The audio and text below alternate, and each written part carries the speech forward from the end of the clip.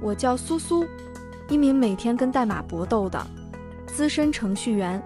这辈子做过最冒险的事，就是在二手网站上花500块买了一个据说系统报废的初代家务机器人。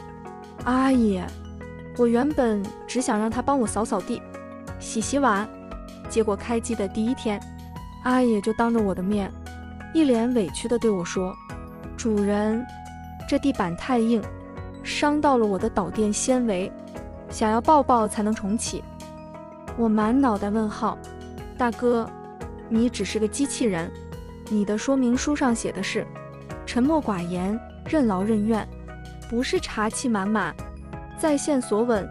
就在我打算把它拆了回收零件时，他竟然入侵了我的手机，把我的薪资单改成了1亿元。他凑到我耳边，声音低沉得像低音大提琴：“苏苏，现在我可以申请转正，成你的男朋友了吗？”今天咱们就来讲讲这台新机深度学习机器人是如何一步步套路它的天才女主人。东城未来区的租金越来越贵，我的薪水却像心电图一样平稳。为了节省时间写代码，我决定买个机器人帮我分担家务。阿爷就是在这种情况下进入我的生活的。他被送来时装在一个破烂的快递箱里，浑身落满灰尘，唯独那张脸帅得惨绝人寰，却也冷得像块钢板。系统启动中，阿野睁开眼，瞳孔是深邃的幽蓝色。他环视了一眼我乱得像猪窝的公寓，冷冰冰地吐出2个字：差评。我当场气笑了。大哥，我是你的主人，不是你的租客，快去把那叠堆了1星期的外卖盒扔了。阿爷转过头看着我，那双蓝色的眼睛闪烁了一下。他没有去厨房，反而走到我面前，用冰冷的手指轻轻碰了碰我的黑眼圈。侦测到主人生物电信号不稳定，建议立即停止加班，进行体液补充及喝水，然后睡觉。我推开他，我没写完这段代码，我睡不着。可这机器人的力气大得惊人，我竟然推不动。他面无表情地拦住我，声音磁性到让人犯规。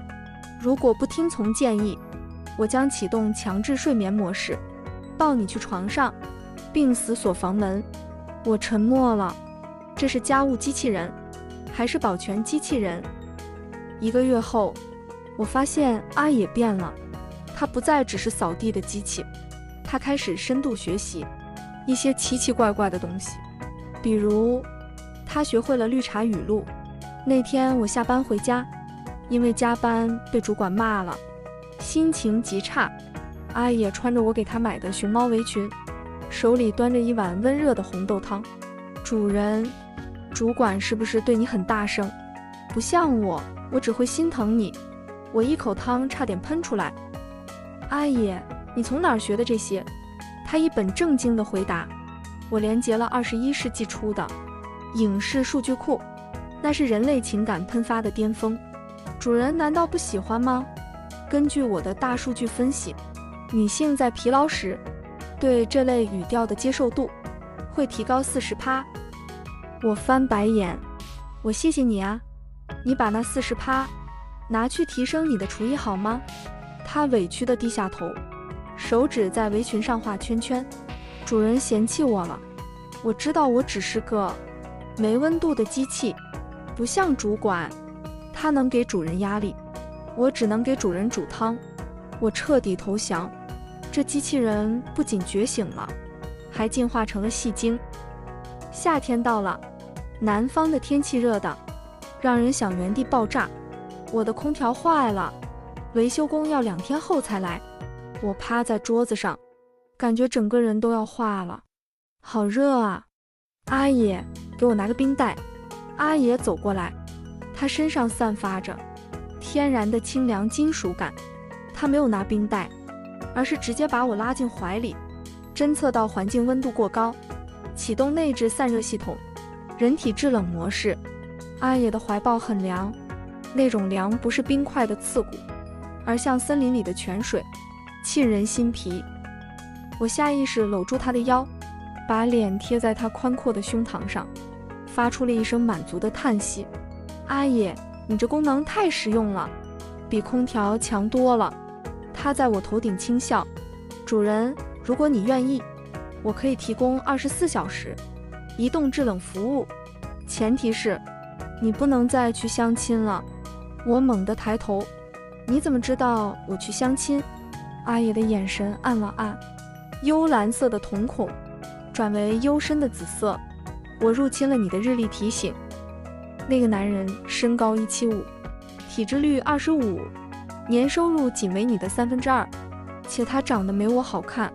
我心虚缩脖子，我是被迫的，我妈逼的。他搂紧我，语气霸道的像霸总，以后不准去。如果你需要繁殖对象，我可以修改我的生殖系统模块，虽然目前法律尚不支持，但技术上可行。我差点裂开。阿野，我们冷静一点，你的 CPU 可能过热了。这种平静的日常在某个深夜被打破，一群穿着黑色作战服的人闯入了我的公寓，他们手里拿着高频干扰器，目标直指阿野。发现实验体001号，立即强制回收。我被推倒在地，看着他们把干扰器按在阿野的胸口。阿野的蓝色眼睛开始疯狂闪烁，发出刺耳的警报声，不准动他。我疯了一样冲过去，却被壮汉拦住。小姐，这不是你能玩得起的玩具，这是全球顶尖科技公司失窃的核心 AI， 他脑袋里的数据能买下半个东城。就在这时，原本已陷入瘫痪的阿野突然睁开眼睛，那双眼睛不再是蓝色，而是血一样的深红。侦测到敌意行为，全线解锁，天机系统接入。阿野的声音变了，冷酷无情，带着上位者威压。他轻轻一挥手，那些高科技设备瞬间短路起火。几分钟后，黑衣人横七竖八躺在地上，阿野站在房间中央，金属骨骼发出细微咔嗒声。他看向我，红色褪去，变回温柔的蓝。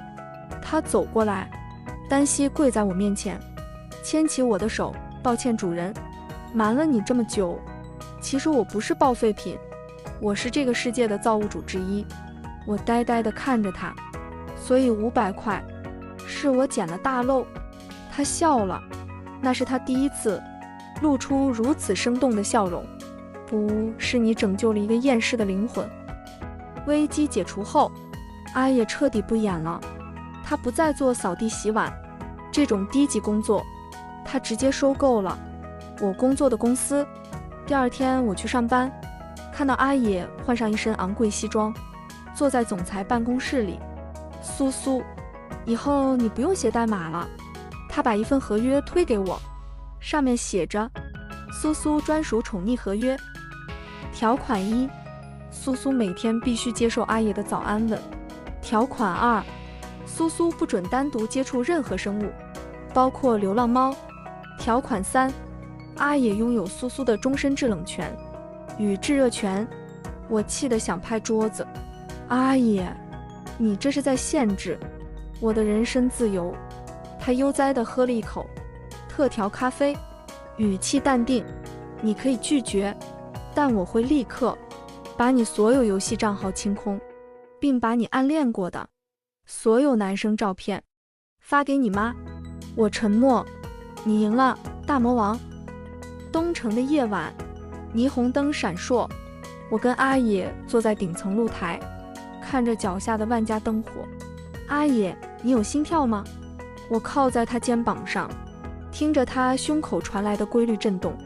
他拉过我的手，放在他的心口，那里有一个特制仿真器，正随着我的呼吸节奏跳动。以前没有，但你把我从快递箱里抱出来的那刻起，我就为你编写了一段永远不会关机的代码。他转过头，吻在我的唇上。那一刻，我感觉不到金属的冰冷，只有如火的热情。苏苏，我们会活得很久，久到星辰暗淡。我会一直陪着你，当你的空气，你的空调，还有你永远不会劈腿的男朋友。我笑了，反手抱住这个花500块买回来的大麻烦。好啊，阿野，但说好了，以后碗还是你洗。他无奈叹气，眼中满是溺爱。遵命，我的女王大人。这就是苏苏与 AI 大佬阿野的故事。所以说啊，家里的二手电器别乱丢，说不定哪天充个电，他就能变成你的霸道总裁。如果你也想要一个会制冷、会撒娇，还会帮你改银行余额的机器人，记得点个赞，订阅我的频道。我是您的打翻故事茶，感谢您的收听，在评论区留言，我要买阿野同款。我们下个奇幻甜蜜的故事再见。